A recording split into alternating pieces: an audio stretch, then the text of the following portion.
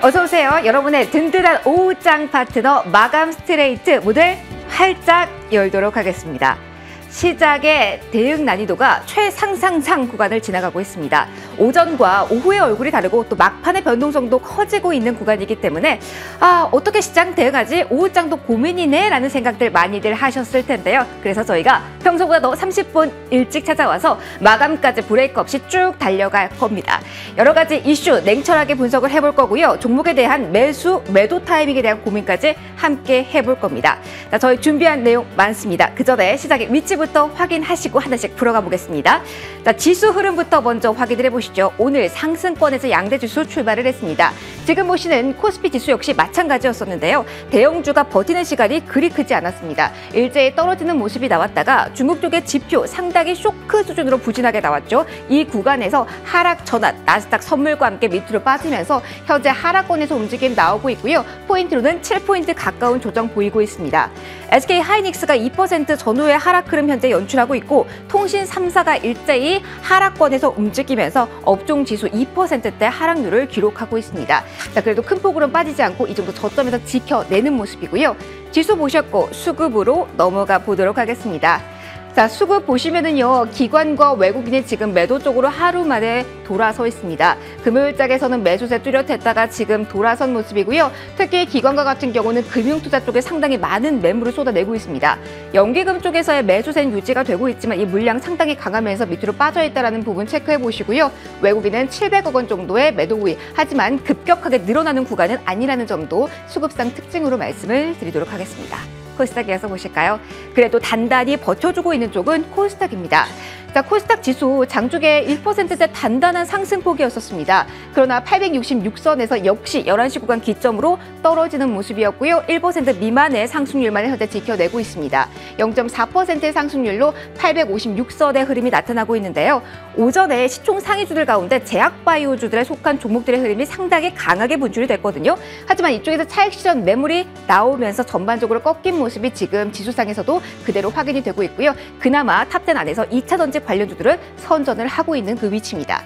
지수 보셨고요. 수급으로 넘어가도록 하겠습니다. 역시 갈팡질팡하던 수급 지금은 모두 매도 쪽으로 돌아 있습니다. 기관의 매물 자체는 크지 않은 구간에서 지금 200억 원 미만의 매도 우위고요. 외국인 쪽에서는 400억 원 넘는 규모로 지금 동반 매도세가 포착이 되고 있습니다. 지금 구간에서 역시 코스피 이어 코스닥에서도 개인만이 매수의 기회로 장을 활용하고 있습니다. 시장은 이렇게 위치해 있습니다. 지금 이 시작에서 누구와 함께 대응을 하시겠습니까? 오늘 오후장 책임질 저희의 어벤져스 소개하도록 하겠습니다. 박시원의 이슈 픽업 첫 순서로 저희가 지금 준비하고 있는데요. 경제계에서 가장 화려한 경력을 소유한 그분 모셨습니다. 강관우 더 프리미어 대표와 함께 시장의 핵심 키워드 깊이 있게 분석을 해볼 거고요. 자, 그리고 랭킹5에서는 저희 박근영 부장과 함께 시장의 핵심 이슈들 5가지 정리를 해드릴 겁니다. 특히 원자재 순환매가 다시 한번 빠르게 진행이 되고 있는데 이 가운데서 새롭게 떠오른 키워드 밀입니다. 계속해서 곡물 관련주의 랠리가 지금 현실화되고 있는데 어디까지 갈까요? 그렇다면 지금 공략 포인트는 어디에 있을지 이에 대한 이야기 자세히 나눠보도록 하겠습니다. 그리고 시장이 워낙 혼란스럽다 보니까 시대의 한 수가 궁금하실 텐데요. 강은보 센터장과 함께 이에 대한 이야기, 시대의 한 수 그 키워드도 언급을 해보셨으면 좋겠습니다. 자, 그리고 시장 전반적으로 이야기는 쭉 했는데 종목에 대한 이야기도 물론 저희가 들어봐야죠. 자, 지금 마음속에 있는데 손이 안 나가는 종목, 손이 나가는 게 맞는지 의심스러운 종목이 있으시다면 저희가 필시 코너에서 꼼꼼하게 분석해 드리도록 하겠습니다. 지금 유튜브 댓글단을 통해서도 종목에 대한 고민들 받고 있고요. 그리고 문자도 저희가 열어놓고 있습니다. 013-3366-8200번으로 열려 있으니까 이쪽으로 궁금하신 종목들 마구마구 보내주시면 저희가 최대한 많은 분들의 고민 해결해 드리도록 하겠습니다. 자, 그럼 준비되셨을까요? 마감 카드 지금부터 출발하겠습니다.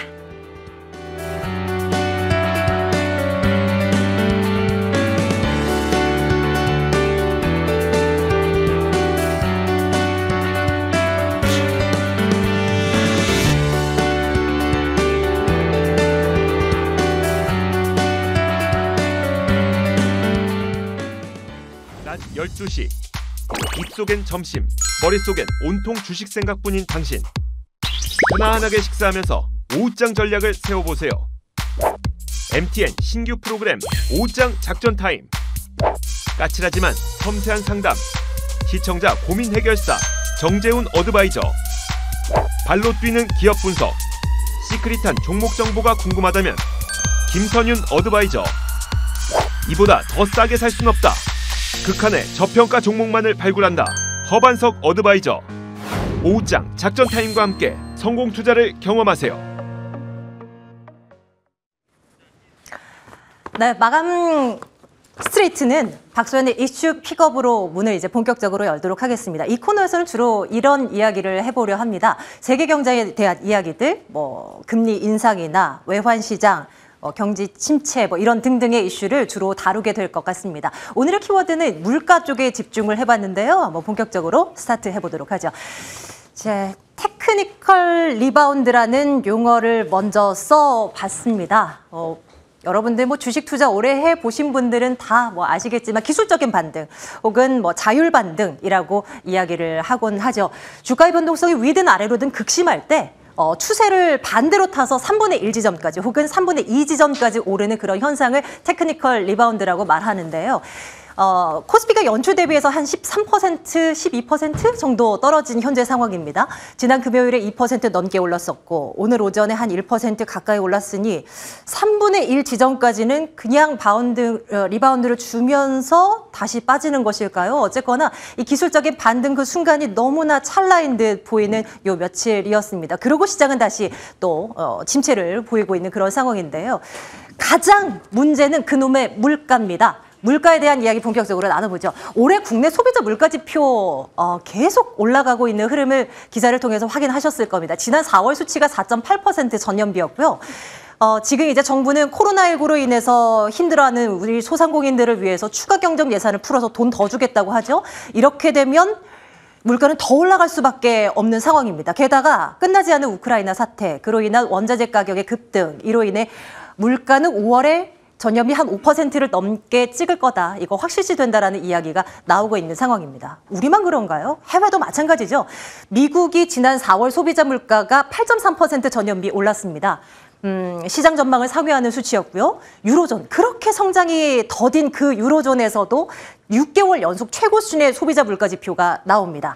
중국, 일본, 상대적으로는 숫자가 좀 덜 높나 싶긴 하지만 그래도 그 나라의 상황에 견준다면 굉장히 높은 물가가 유지가 되고 있는 그런 상황입니다. 자, 계속 볼게요. 그런 가운데 오늘 또 이런 얘기가 전해집니다. 인도에서 밀 수출을 전격적으로 금지했다라는 소식이 전해지죠. 가뜩이나 국제 밀값이 우크라이나 사태 이후에 많이 올라 있는 그런 상황이었습니다. 그런 가운데서 인도도 수출을 금지시킨다. 인도 전 세계적으로 봤을 때 밀 생산이 굉장히 많은 나라입니다. 세계 2위로 알려지고 있는데요. 물론 자국민들에 대한 수요가 많고 수출 물량이 굉장히 적다라고 하나 어쨌거나 이 수출 전격 금지 이슈로 인해서 가뜩이나 불이 붙은 국제 밀 가격에 더 상승에 불을 붙이는 것 아니겠는가 하는 시각들이 나오고 있습니다. 물론 국내에 대한 영향은 적을 것으로 예상되지만 말입니다. 그래도 걱정되는 그런 한 가지 포인트가 될 것 같고요. 이제 또 하나의 걱정은 중국입니다. 중국 오늘 11시경에 4월 물가지표 내놨습니다. 그 경제지표가 나왔습니다. 산업생산지표가 예상치보다 훨씬 못 나왔고요. 소매 판매도 역시 예상치를 훨씬 하회하는 숫자가 발표가 됐습니다.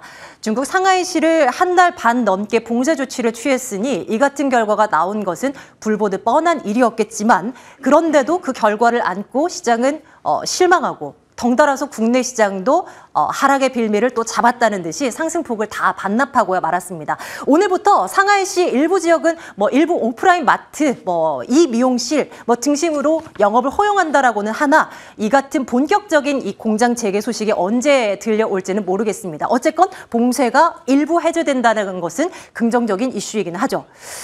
또 하나 걱정인 것은 이겁니다. 중국의 봉쇄를 푸는 것은 분명히 주식시장에서는 호재로 작용할 만한 거리인데 이 국제유가는 그럼 어떻게 된다는 것일까요? 3월 말이었습니다. 중국 상하이시가 봉쇄에 들어간 즈음인 말입니다.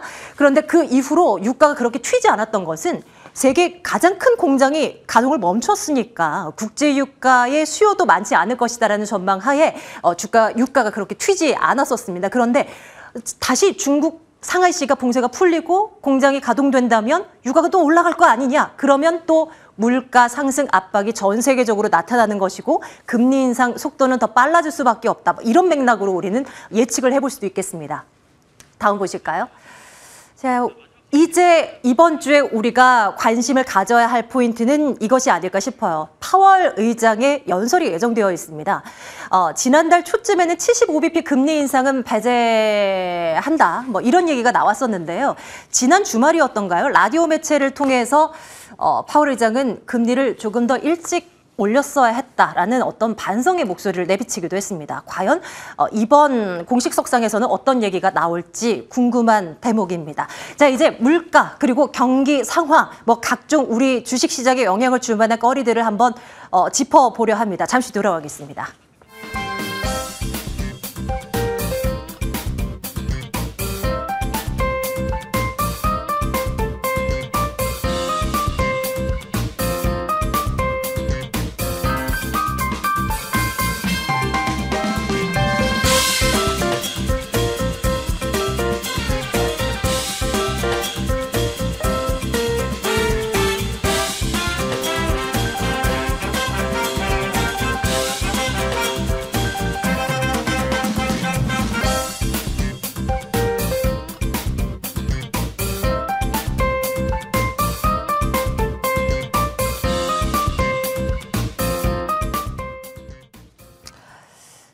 이분과 함께 주식시장 주변 환경에 우리가 집중을 해보겠습니다. 큰 그림을 그려주실 분, 오늘 더 프레미어 강관우 대표와 함께하도록 하겠습니다. 대표님 어서 오십시오. 안녕하세요. 네, 오전장 같은 그런 시장 분위기 속에 대표님을 모셨어야 했는데 그렇죠? 상승폭이 다 줄어들었어요. 그러게요. 대표님 진짜 오랜만에 봬요. 예, 우리 예. 그동안 한동안 방송 많이 했었을 때는 시장이 그래도 괜찮았었죠? 네. 시장 요즘 보니까 시장 참 어렵네요, 네, 그죠? 어려워요, 맞아요. 아침장 다르고 오후장 다르고. 네, 맞아요. 오늘도 뭐 잘 초반에 반등하나 싶었더니 이제 중국 지표 나와가지고 이렇게 됐는데. 맞아요.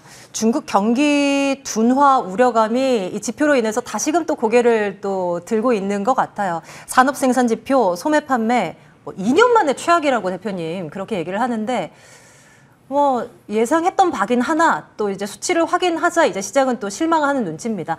중국 지표는 우리가 또 어떻게 이해해야 돼요? 지금 뭐 중국 상하이 쪽에서 락다운 지금 봉쇄 네. 한 지가 지금 한 달하고 보름 정도 맞아요. 됐잖아요. 맞아요. 50일 정도. 대개 이제 코로나 같은 경우는 이제 락다운을 하고 나면 한 2달 정도면은 이제 푸는 경향이 있거든요. 네네. 그러니까 지금 거의 이제 고비쯤에 지금 이제 다다라왔다. 이제 저는 그런 개인적인 생각을 하는 거고 오히려 5월 말이나 6월 초로 넘어가면서 네. 도시공사가 상하이는 지금도 일부 뭐 부분적으로 풀리는 데가 있습니다만 전면적으로 좀 풀릴 가능성도 우리는 생각을 해야 될 거고 지금 전체적으로 중국 경제 지표가 안 좋은 건 뭐 받아들여야 되는 사실인 거고 조금 더 그게 5월달 지표든 이제 다음 달에 나올 때도 좀 안 좋을 수 있겠죠.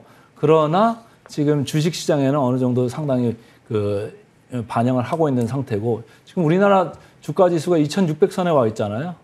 여기 보면은 저희가 이따가 이제 나중에 그 코스피 하단 밴드를 얘기를 하겠습니다만은 네. 저는 상당히 지금 내려와 있다 이렇게 보는 거고 우리가 일상생활에서 일어날 수 있는 거의 한 90% 정도를 시장이 그 악재들을 다 반영을 하고 있다. 나중에 이제 뭐 한 5% 10% 추가적으로 더 뭐라 그럴까요? 반영을 네. 할 수도 있겠습니다만은 이미 상당 부분 반영을 하고 있고 뭐 지진을 한번 예를 들어서 말씀을 드린다면 큰 대지진이 일어나면 여진들이 꽤 며칠 동안 뭐 이렇게 이어지는 경우가 많잖아요. 그렇죠. 저는 시장이 전체적으로 그런 우려들의 이제 상황이 아직도 있는 거고 여전히 여진이 있다 이런 생각을 하시면서 이제 시장을 바라보시면 될 것 같아서 중국 경제 지표 오늘 뭐 안 좋게 나와서 장중 그 상승폭을 반납을 했습니다만은 네. 여전히 이 지수대에서 그 등락을 이제 거듭하면서 옆으로 좀 지지를 좀 확인하는 그런 과정이 필요할 것 같습니다.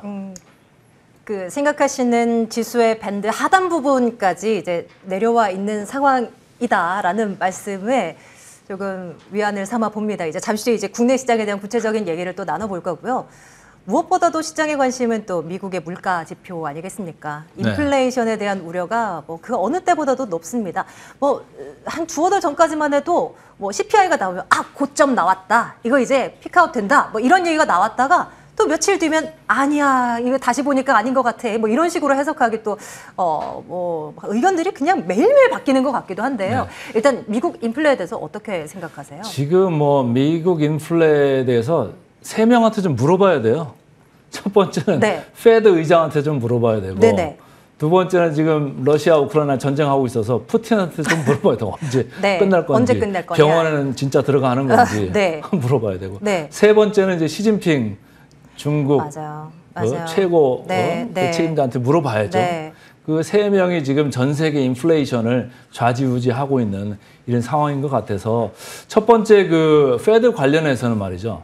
페드 의장, 그 파월 의장은 사실은 시장이 염려하는 75bp 인상 하지 않을 거다 이렇게 얘기를 했잖아요. 그러니까요. 6월, 7월 뭐 50bp씩 네. 올라갈 거다 네네. 이렇게 얘기를 했는데 뭐 지난주에 클리블랜드 총재가 75bp 해야 된다 이렇게 네. 얘기를 하면서 또 시장이 연준 내부에서는 계속 그 움츠렸었죠. 목소리죠. 계속 매파적인 성향의 발언들이 이어지고 있어요. 그래서 지난 목요일에도 사실은 CPI가 8.3, 뭐 생각했던 8.1보다는 조금은 높았습니다만은 그런데 초반에는 그렇게 반응을 안 했었거든요.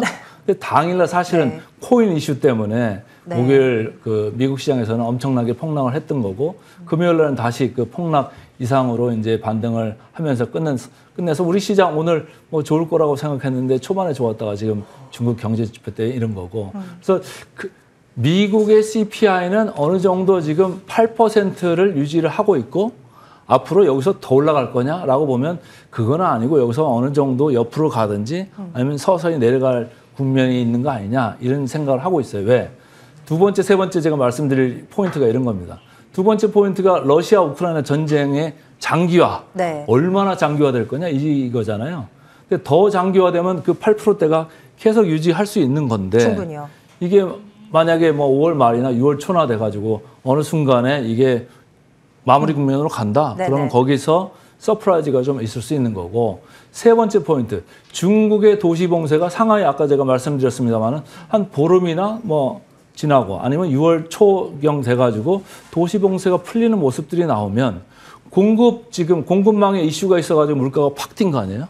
그런 이슈가 좀 잦아들면은 거기에서 발생했던 CPI 그 압력조차도 좀 낮아질 수 있어서 발표는 뭐 5월 CPI가 뭐 다음 달에 좀 나오겠습니다만 그 숫자도 조금은 8%그 선상에 있겠습니다. 그런데 6월 달로 만약에 한 두 달 후에 발표되는 그 CPI 숫자는 지금보다는 좀 완화된 숫자가 나오지 않겠느냐 네. 이런 생각인 거고 시장에서도 그동안 주가가 많이 떨어졌기 때문에 CPI도 이제 정점을 지나고 있던지 정점을 지난 거 아니냐 이런 희망적인 그런 사항을 이제 넣고 있는데 그래서 주가가 좀 많이 내려온 것도 있습니다만은 그런 기대들 때문에 여기서부터는 이제 등락을 거듭하면서 옆으로 좀 확인하는 그런 시간을 보내지 않을까 이런 네, 개인적인 네. 생각을 하고 있습니다. 참 호재에 목말라 있는데 뭐 전쟁 관련한 이슈도 끝날 주진과 관련한 조그만 이야기라도 안 나오니 이게 참 답답할 따름입니다.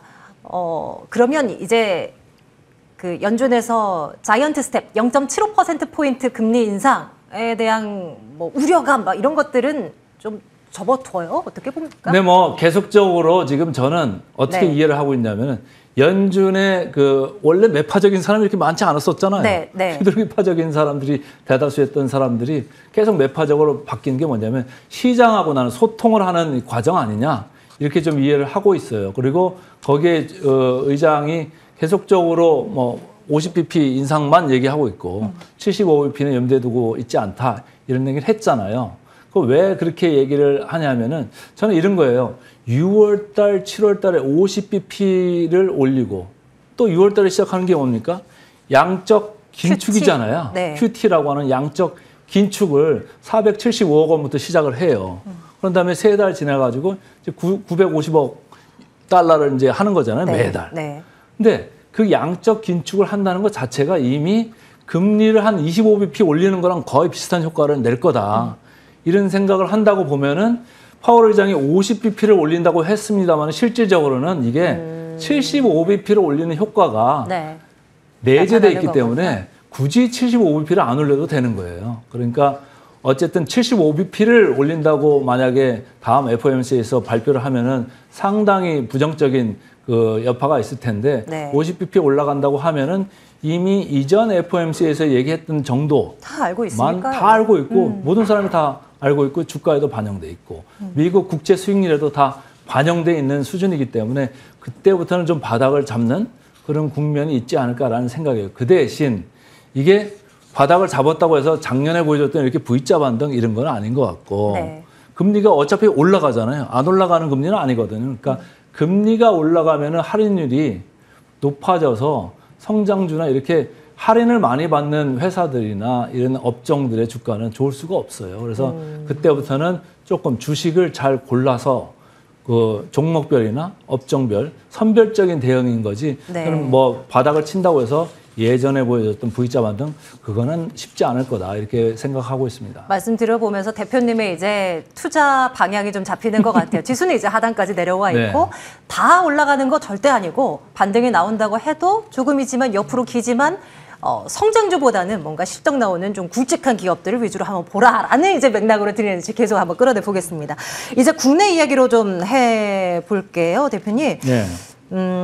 이제 우리나라 금통위는 26일에 열리게 되고 그 어느 때보다도 가파르게 떨어진 원화를 사수하기 위한 어떤 방침들 그리고 또 치솟는 물가를 잡기 위한 방침들이 나오지 않을까 싶은데요. 미국이 또 2% 중반까지 금리를 올리는 그런 가운데서 우리도 뭐 가만히 있을 수는 없는 그런 상황인데 보이고요. 국내 그 상황, 금리 상황 그리고 환 시장 이거 어떻게 봐야 될지 대표님 시각 좀 들려주세요. 지금은 미국하고 여전히 뭐 기준금리 차이가 좀 있잖아요. 네. 근데 6월 달에 50bp를 더 올려버리면 이렇게 차이가 이제 거의 붙고. 좁혀지죠. 네. 그 다음에 7월 가서 50bp를 진짜로 올린다? 그러면 우리하고 역전이 되는 이런 상황이 와요. 맞습니다. 그럼 사람들이 걱정하는 거는 다 외국인 자금들이 다 나갈 거 아니냐. 네. 그러면 지금도 많이 나갔는데. 지금도 많이 나가는데 네. 시장 뭐 더 얼어붙는 거 아니냐. 네. 이런 생각을 하는 건데 그럴 가능성도 배제하지는 못하죠. 왜냐하면 미국 같이 뭐 세계 초강대국의 기준금리가 높은데 우리가 그보다 낮으면 돈이 자연적으로 빠져나갈 수밖에 없고. 그쪽이 훨씬 매력적으로 그렇죠. 들리니까요. 그리고 타이밍으로 봐도 양적 긴축을 시작할 때이기 때문에 네. 돈들을 어쨌든 지금 자꾸 빼야 되는 상황이에요. 네. 그래서 저는 뭐 그 리스크는 계속적으로 이어질 거다. 그거는 뭐 내년에도 계속적으로 이어질 수 있는 이런 상황이고 지금 금리 그 점도표로 보면은 내년 하반기까지도 금리가 계속 올리는 그런 그림을 상정을 하고 있잖아요. 그래서 계속적으로 환율에는 압박되는 그런 요소가 될 거고 최근에 우리나라에만 이렇게 봐도 외환보유고가 계속 지금 두세 달째 지금 내려가고 있어요. 그래서 네. 최근에 그런 이제 부정적인 영향도 있는 데다가 지금 미국 달러화 지수가 104까지 올라왔잖아요.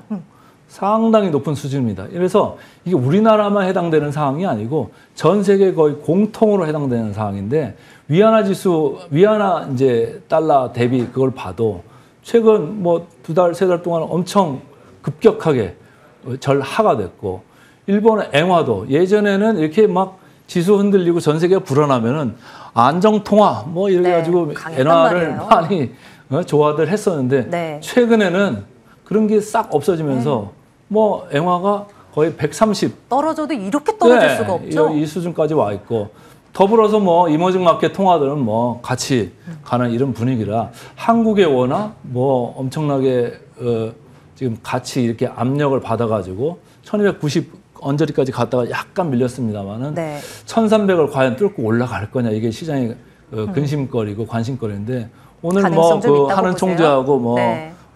그냥 부총리하고 또 뭐 그런 것도 하죠. 있었고 네. 그 한다고 보면은 여기서 이제 방어 그런 뉘앙스가 이제 나올 거는 같은데 우리나라가 급격하게 지금 위기 국면의 경제 그런 국면은 아니거든요. 그래서 이게 전 세계적인 흐름이기 때문에 일단은 따라가고는 있는데 그게 뭐 급격하게만 변동 안 한다면 서서히 움직이는 거는 외국인 자금들도 그렇게 크게 요동치지는 않을 거다.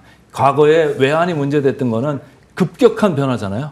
급격한 변화가 생긴다고 하면 그 변동성에 대해서 좀 방어를 하든지 해지를 하려고 하는 외국인들 자금 흐름이 나타날 수 있거든요. 근데 지금은 그런 건 아니고 전 세계가 같은 물결로 움직이는 그런 시대이기 때문에 빠지더라도 외국인 자금들이 서서히 빠져나가는 거지 급격하게 빠지면서 우리나라를 위기 국면으로 몰고 가는 그런 그림 그거는 아닐 가능성이 크다 이렇게 보고 있고 그 원화 환율은 여기서 크게 올라가지도 않고 내려가지도 않고 하면서 계속 시장 뭐라고 그럴까요? 그 분위기를 좀 볼 거다라는 생각이고 달러화 지수가 일단 멈춰줘야 돼요.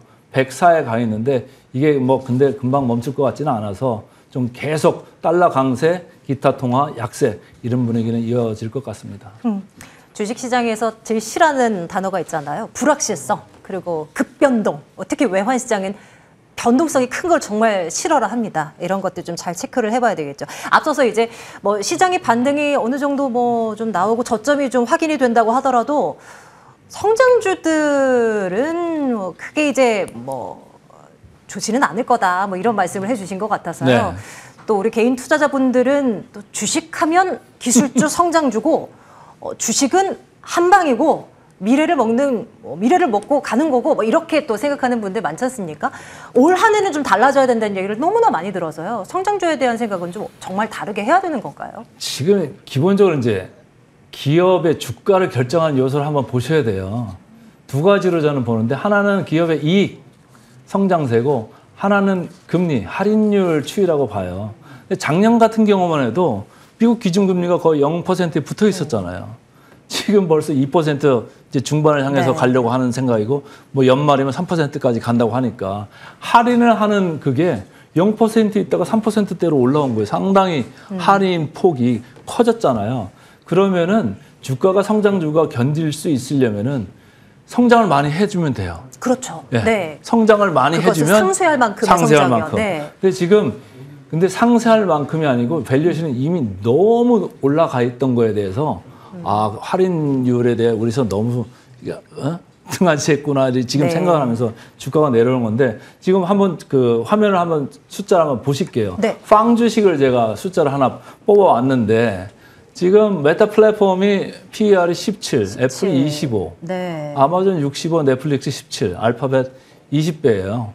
옆에 보면 삼성전자 하이닉스 9배, 6배. 왼쪽에 있는 미국 빵 주식들은 여전히 밸류에이션이 높죠. 우리나라 삼성전자 하이닉스는 그거에 비해서는 뭐 양반이죠. 근데 ROE를 보시면 예전에 닷컴 버블 할 때 말씀들을 많이 하시는데 저는 그때랑은 좀 다르다 이런 생각이 하는 게 이 ROE라는 게 상당히 좋잖아요. 29%, 149%, 18, 31, 31. 돈을 상당히 잘 벌어요. 요즘 성장주들은 예전같이 돈을 못 버는 이런 주식은 아니에요. 근데 이제 돈을 많이 벌기는 버는데 그러면 PER이라고 하는 저런 거를 정당화 시킬 정도로 벌고 있느냐. 그거는 아직도 높은 수준 아니냐라는 생각들이 있기 때문에 최근에 네. 이런 빵 주식들이 주가가 많이 떨어졌던 거고 그 반면에 우리나라 삼성전자 하이닉스는 빵 주식 떨어지는 거에 비해서는 물론 떨어지기는 떨어졌습니다만 잘 견뎠잖아요. 그렇죠. 오히려 SK 하이닉스는 지난주에 좀 오른 감도 있어요. 그 이유가 뭐냐? 9배, 6배밖에 안 됐기 때문에 그래요. 이미 아주 낮은 지금 밸류에이션 그 하단 밴드에 와 있기 때문에 더 갈래야 갈 수가 없는 거예요. 물론 여기서 뭐 5%, 10% 더 내려갈 수가 있겠죠. 그러면 무슨 일이 생기나요? 저가 방어하는, 저가 매수하는 분들이 들어오는 거예요. 그 다음에 이제 코스피 코스닥 밸류에이션 지금 그 테이블을 제가 말씀을 드리고 싶은데 네. 22년치 코스피를 보시면 10.3배입니다. 높지 않죠? 그 PB도 봐도 1.0배예요. 그러면은 우리가 뭐 미국 지금 S&P 500이 저게 PER이 17배거든요. 17배 대비해서 우리는 언제든지 쌌었고 지금도 네. 여전히 싸고 우리가 그 이머징 마켓이기 때문에 항상 이렇게 할인을 받아왔고 코리아 디스카운트 요인도 있었습니다만은 이미 많이 싸져 있는 상태이기 때문에 지금부터는 그러면 어떻게 봐야 되느냐 여기서 좀 견뎌야 되느냐 이런 이제 좀 생각을 고민들을 많이 하실 텐데 성장주들은 아까 말씀드린 기업 이익은 좋아지지만 할인율 이슈 때문에 성장주들은 네. 압력을 받을 수밖에 없고 그래서 뭐 엔터주나 게임주나 기업 이익들이 안 좋다고 나오는 것들은 주가가 다 밀렸잖아요. 그렇죠. 그렇지만 성장주 중에서도 IT 쪽의 소부장주 1분기 실적 나온 것들을 보면은 1분기 실적에 서프라이즈들이 나오는 데가 꽤 많습니다. 네. 그런 것들을 선별적으로 골라가지고 넣어두시면 좋아요. 뭐 PER 네. 뭐 6배, 7배짜리 아직도 많거든요. 네네. 잘 고르실 수 있는 능력이 있으면은 그런 거 넣어놓고 기다리면은 뭐 상당히 시장을 방어하든지 아니면 절대 수익을 더 취할 수도 있겠다. 늘 이런 고민이 생각을 하고 되는 있습니다. 것이 그 능력이 없어서 계속 이제 우리 대표님 같은 분들을 모시게 되고 또 이야기를 듣고 이렇게 됩니다. 대표님, 저희에게 한 1분 정도, 1분도 채 안 네. 남은 것 같은데요, 시간이. 네. 그러면 우리 투자자분들이 생각해야 할 유망 업종을 꼽는다면 어느 쪽을 집중해 볼까요? 간략히요. 저는 뭐 장비 업종, 운수 장비? 운수 자동차? 장비, 예, 자동차. 네, 네. 뭐 기아차 많이 싸니까 그런 거 좋을 것 같고. 그다음에 최근에 유가 상당히 강세였잖아요. 네. 그 정유주. 아하. 그리고 뭐 이제 유럽에서 지금 문제 생겨가지고 그 LNG나 뭐 이런 거를 갖다가 수입하는 선이 다변화돼야 되잖아요. 그러니까 네. 해운업종 최근에 괜찮아 보이고. 그다음에 금방 말씀드렸습니다만 저는 개인적으로는 IT 중에 소부장, 특히 뭐 SK 하이닉스를 비롯해서 삼성 밸류체인에 있는 회사들 그리고 특히 애플 밸류체인에 있는 회사들을 좀 주목해야 된다. 상하이 이제 락다운 풀리기 시작하면은 분명히. 애플 쪽 주가 반등하지 않을까요? 네네. 저는 그런 쪽으로 좀 정리를 하겠습니다. 네, 좋습니다. 자, 오늘은 강 대표와는 여기서 또 마무리를 지어보도록 할게요. 앞으로도 또 종종 뵙겠습니다. 네, 더 프리미엄 고맙습니다. 강건우 대표와 함께했습니다. 고맙습니다. 고맙습니다.